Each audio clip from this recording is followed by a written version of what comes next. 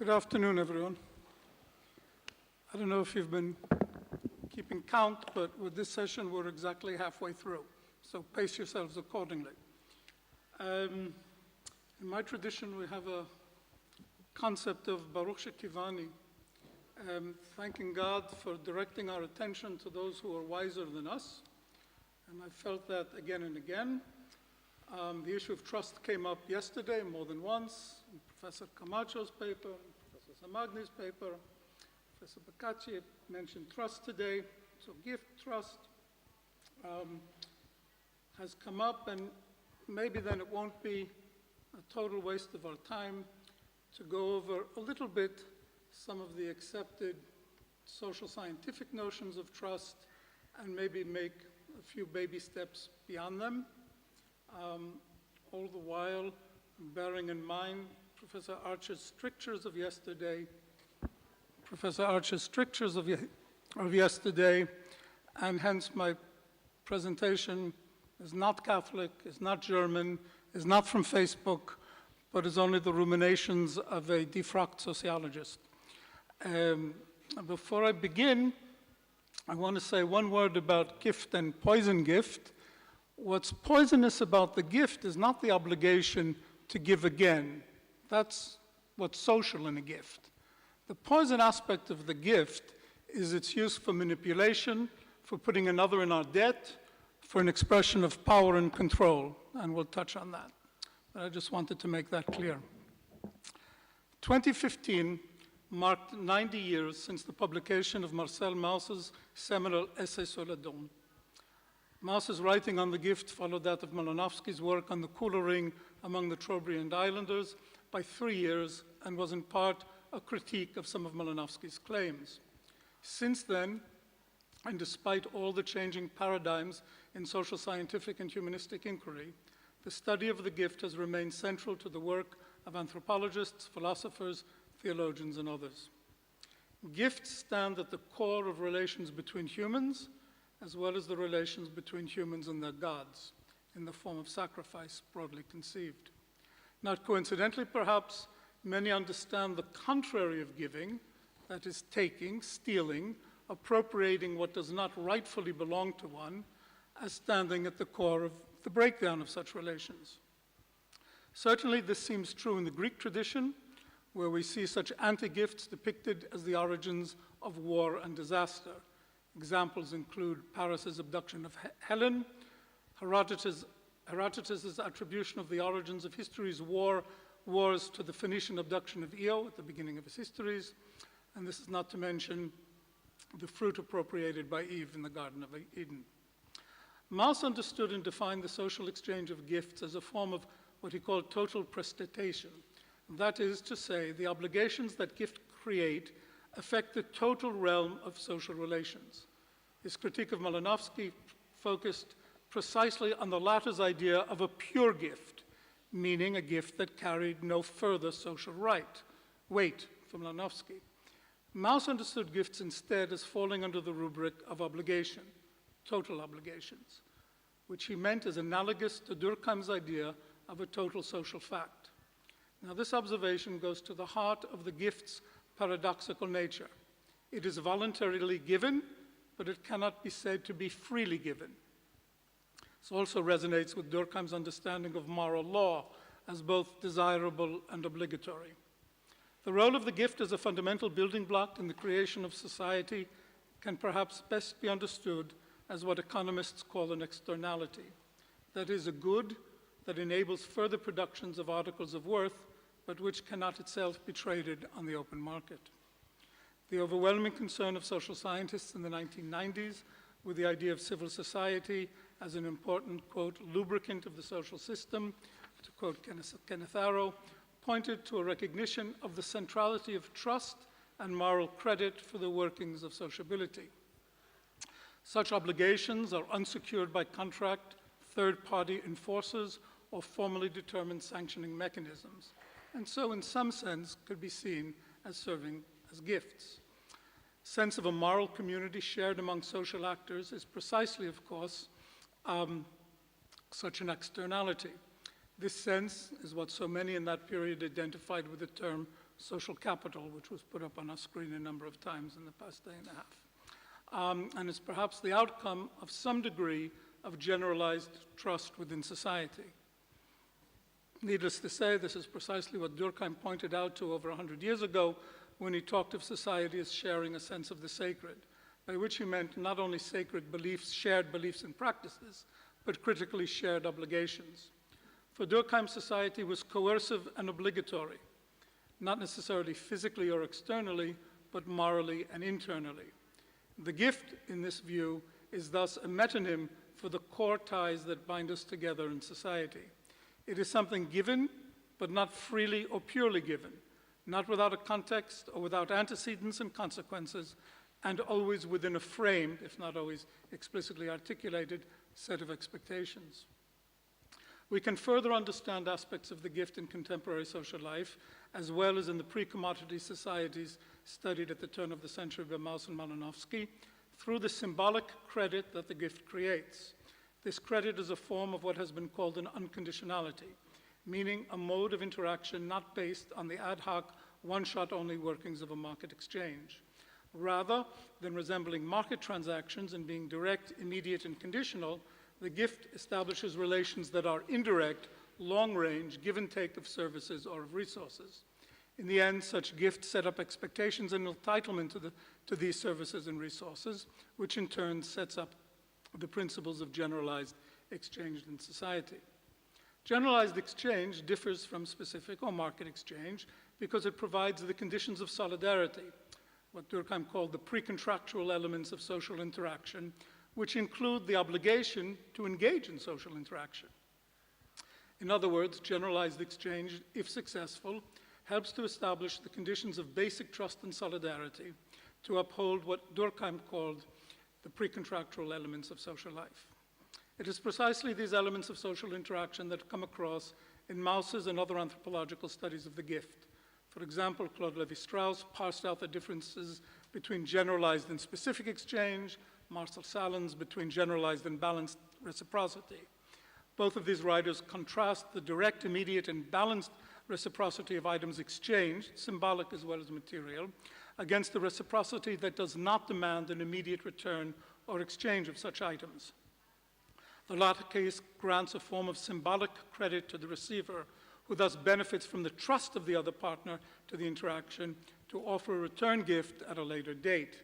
This trust or credit is the basis of the social and of the notions of moral community through which Durkheim attempted to explain the very existence of society in his idea of the pre-contractual. The Jewish commandment to bury the dead who have no one to bury them offers a very good example of this type of unspecified reciprocity or generalized exchange. Such an act is termed chesed shel emet, or true piety, true grace.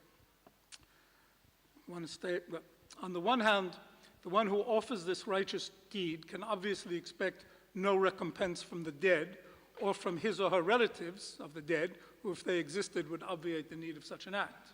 It is thus an almost perfect gift. On the other hand, the performance of the deed is seen as ensuring the overall store or capital of trust, goodwill, and reciprocity in society. That is, if the performer of the deed, or indeed anyone else, should be in a similar circumstance, they could reasonably expect the same treatment. Of all similar deeds of piety, marrying off and often, visiting the sick, offering hospitality to guests, Jewish thought considers the burying of the dead to be the most important act of chesed, precisely because direct or immediate reciprocity is impossible. As pointed out by Putnam, Fukuyama, Arrows, others, each in their different ways, trust, that is the granting of symbolic credit, makes social and economic life possible.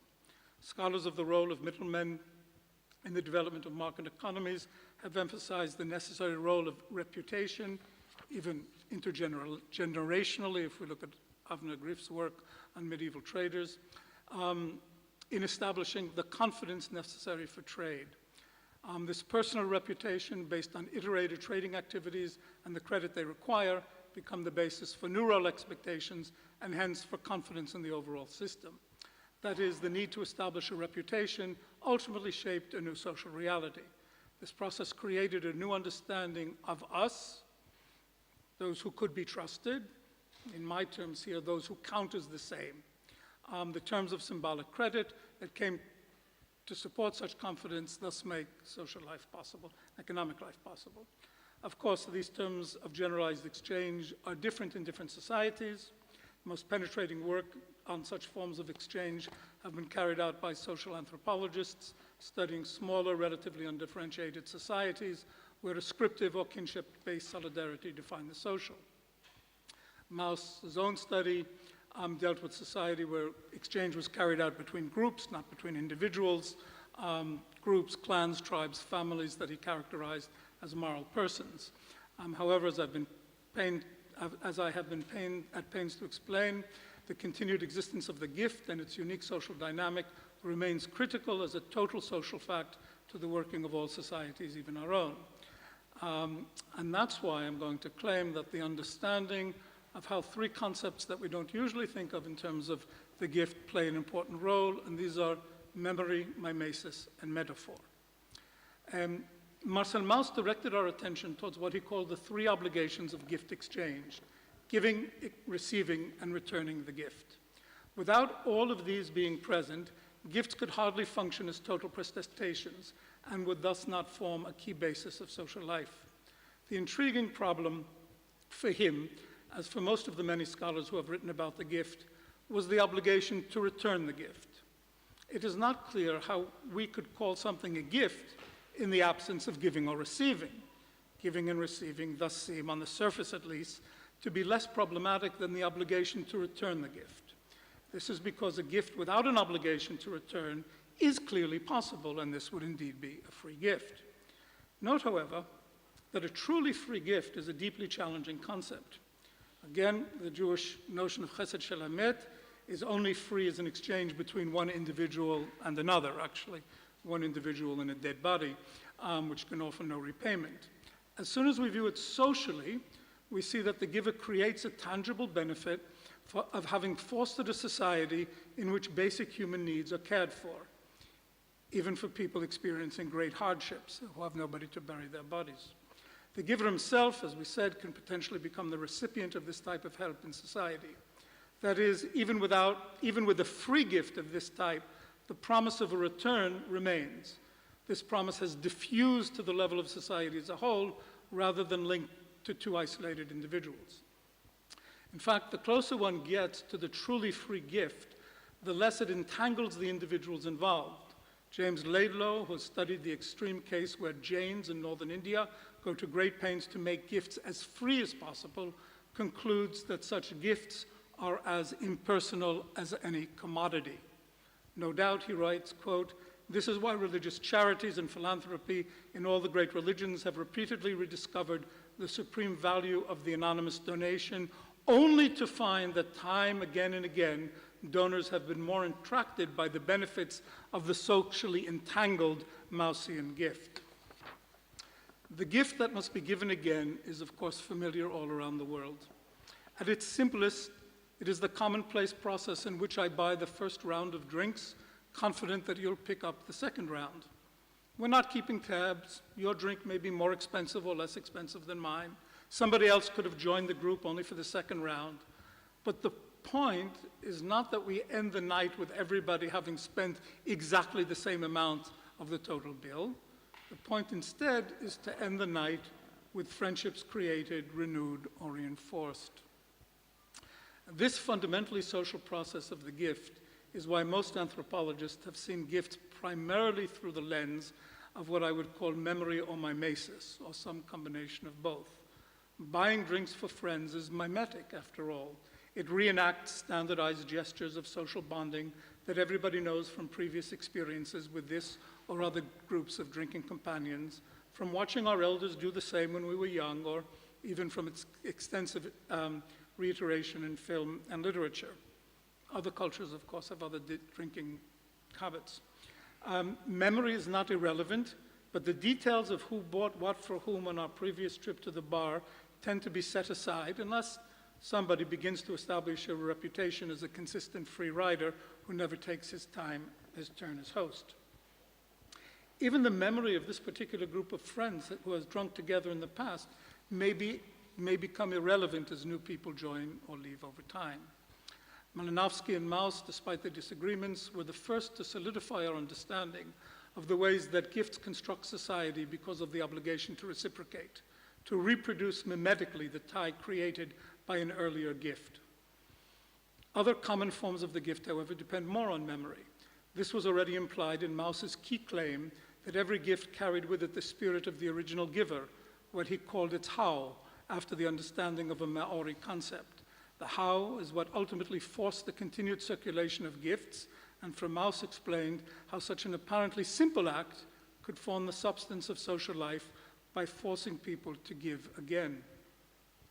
In our terms, the how is the memory that adheres to the gift. The how makes this gift specific and different from all the other possible gifts. It is essentially the unique history of this particular gift. We know where it came from and how it got here. The memory side of giving becomes core in several important reconsiderations of Mauss's earlier work, especially in the writings of Annette Weiner and Maurice Gaudelier. Both of them greatly expanded on the idea that some aspects of gifts are inalienable, and on the very important corollary that some objects cannot be given at all under any circumstance. That is, both authors recognize that the memory aspect of giving gifts was crucial in establishing group identity, just as we've been arguing. The anniversary present I buy for my spouse, for example, is highly mimetic in the sense that it is repeated ritually year after year, yet it depends significantly on memory as well. If she gave me something deeply thoughtful and personally significant last year, I will want to reciprocate this year with something equally meaningful. If she gave me something cheap and funny, then the memory of the gag will probably guide me instead. When parents keep a list of every baby present received and who gave it, the purpose is in part to make the memory permanent so that appropriate future reciprocity will be possible. We can see an extreme form of this in parts of rural China, where people keep detailed records of cash gifts, which is the standard form of giving, they received and gave at weddings.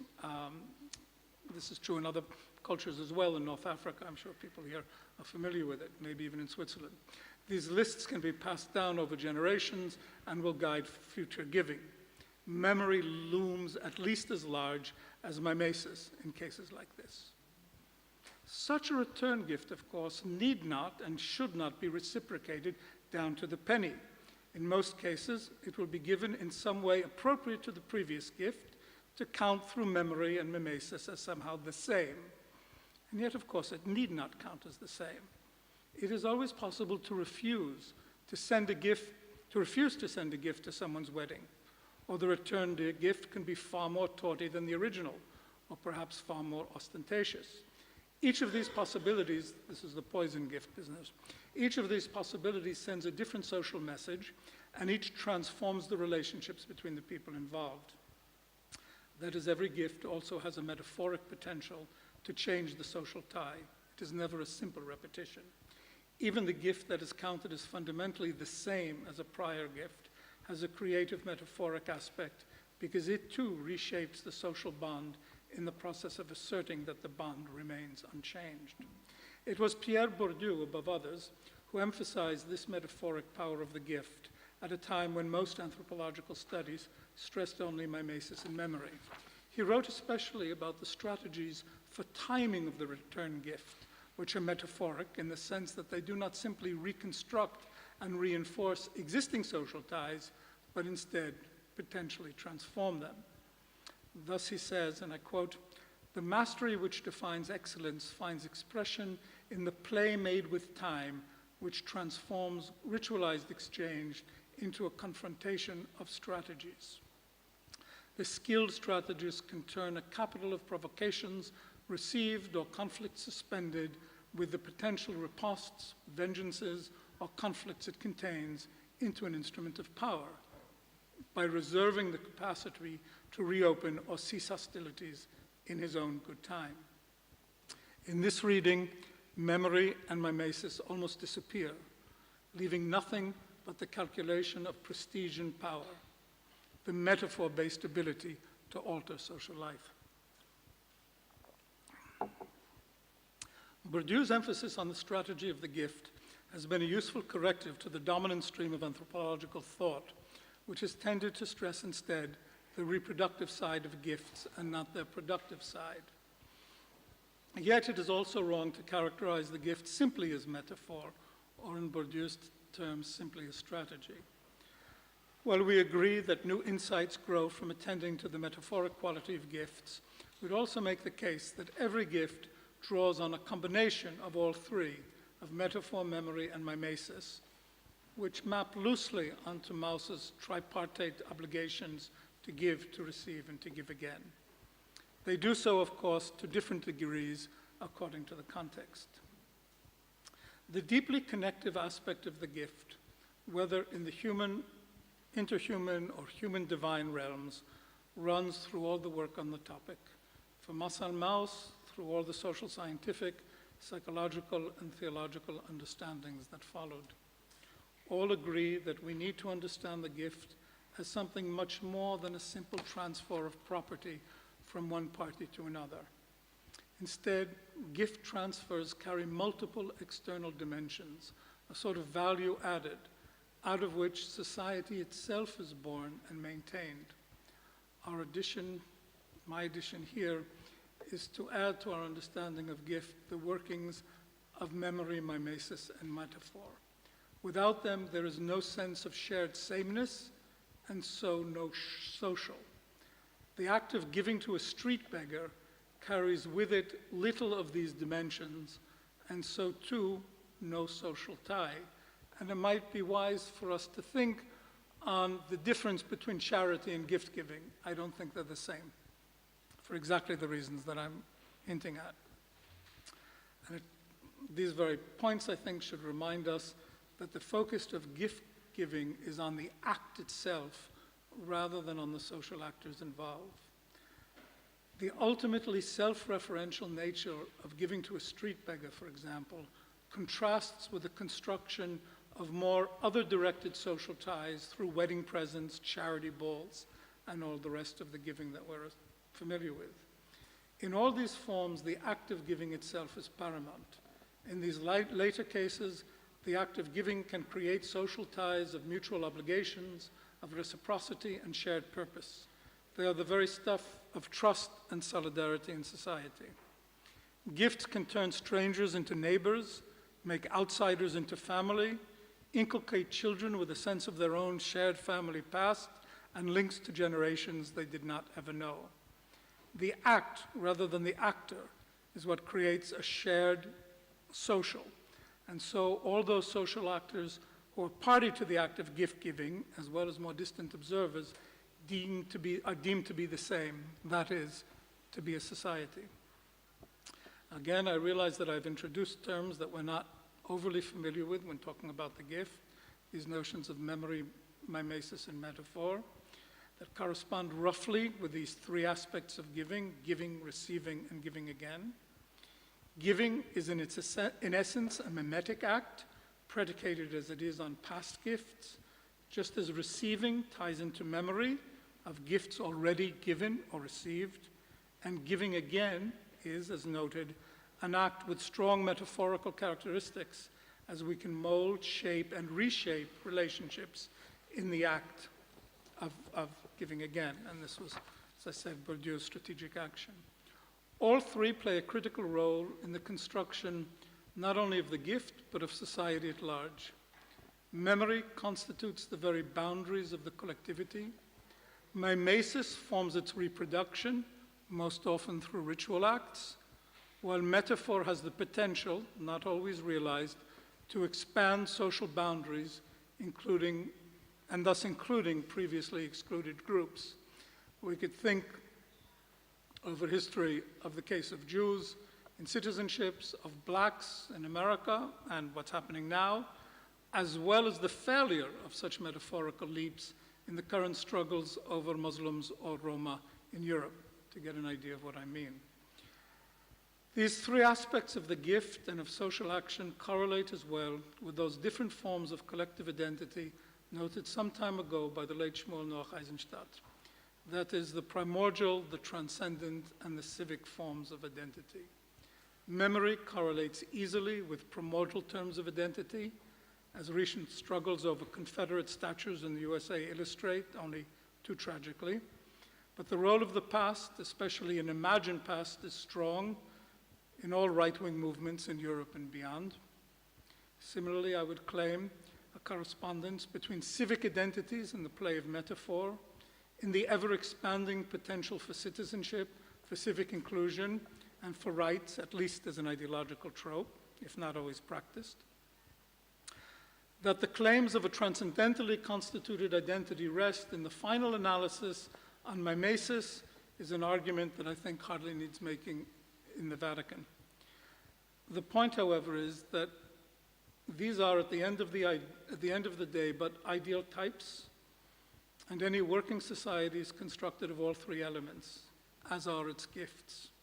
The challenge we face today, however, is brought upon by the contemporary rejection of ritual, that is, rejection of mimesis as a way of life, and the consequent exaggeration of both memory and metaphor. The one threatening the past, threatening traditions and received knowledge, and with them our obligations to what went before. The other, a perpetual denial of change or the workings of history, or of God in history, and the new obligations that these entail. The first, as you can intuit, is expressed in neoliberalism. The second, in its right-wing reaction that we're witnessing today in Europe and the United States. Neither a pure past nor a pure future, not that such is ever possible, obligates us to Mauss's total prestatation or ties us to both past and future generations, which is, of course, precisely what a total obligation means and differentiates it from one-shot exchange of market transactions. The social implications of this state of affairs, that is, of losing the tripart nature of the gift and the obligations and mutuality it entails, are not difficult to envision. Thank you very much. I think that it's